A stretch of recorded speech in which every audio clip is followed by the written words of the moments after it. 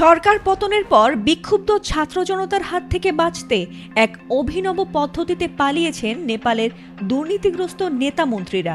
এ যেন সিনেমার দৃশ্যকে হার মানায়। আর এমন ভিডিও সামাজিক যোগাযোগ মাধ্যমে দ্রুতই ভাইরাল হয়েছে।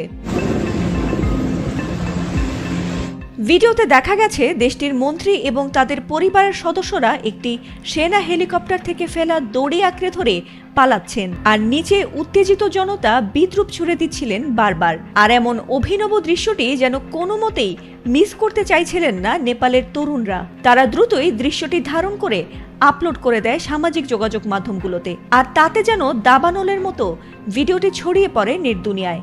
আর ভিডিওটির কমেন্ট সেকশন ভরে ওঠে হাস্যরস আর বিদ্রূপে। ছাপিয়ে ইতিহাসে থেকে যাবে নেতা মন্ত্রীদের দড়ি ঝুলে পালানোর সেই ভয়ঙ্কর অপমানের দৃশ্য।